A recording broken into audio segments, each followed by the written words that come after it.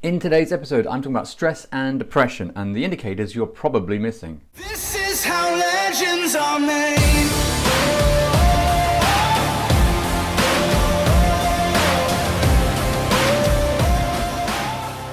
One of the things that's come to my attention in the last week or so through a few conversations, and I just want to share it with you, and it's about, well, depression or stress, worry and anxiety, and these kind of things that kind of surround us in some form. And I think, and I've done, I believe, something about this in the past, but it's worth reminding when it comes to how we notice these states. It's not always as evident as it may seem. It can be that you may be thinking in your mind that someone's absolutely fine because they're operating on a normal day-to-day basis. But it's difficult to know what's actually happening behind the scenes. And because people, when they are feeling these different states, aren't always going to be huddled in a corner or crying or distant, which we may offer as being stereotypes or caricatures of stress and anxiety.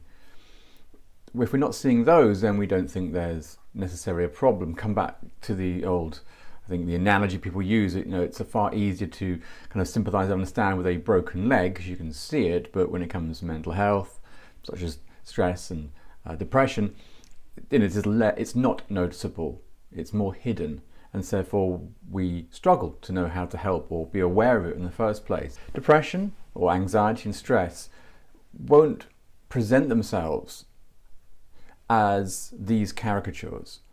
More often than not, I think probably more often than we fully appreciate, signs of depression or anxiety or heightened anxiety can be through a lot more subtle ways. And I really wanted this video to be the one that draws your attention to notice these things. One of the indicators of depression or stress and anxiety can often be about how we treat ourselves.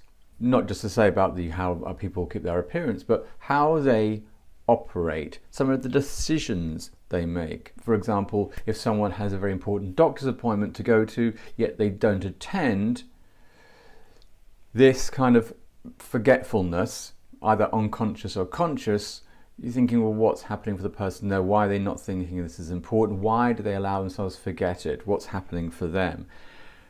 It may be nothing, it may be simple absent-mindedness, maybe they've got busy. However, if you put these together as a collage of bits and pieces, you're thinking, well, maybe there's a pattern here. Maybe there's something going on with this person they need some help with. So I really wanted to share that stress, anxiety and depression don't come with the caricatures, don't come with the stereotypes that we think. They can come through little actions, ways of people deciding and how they're operating. I mean, it's all this little subtle things which we need to draw our attention to. If they're consistent, it may be worth having a conversation with that person to see how they're doing. It's not noticing maybe not the obvious, but noticing the subtle behavioural change which indicates someone's state of mind. And taking care of oneself is one of those which I find is a very useful point of reference. And it's not a decision to say absolutely one way or another, because there's lots of variance inside there. But I think if you can go back through your own times when you felt low or sad or even depressed, it's noticing when those things change, when all of a sudden the self-care has reduced a little bit, or you're even telling yourself it doesn't matter so much anymore, or you're just letting it go by. And I think it's these little tells that we can pay attention to, which can then help us be there for that friend or loved one to support them through and find the assistance they need. So today I felt it was worth sharing our awareness, how to broaden our awareness of how mental health can affect us, what we can notice, and then what we can do about it. So I hope you got something from there, something to just ponder and to think about over the next few days. And as always, let me know your thoughts over here in the comments section or on Twitter. And as ever, have a wonderful day wherever you are, and I'll catch you next time. This is how legends are made.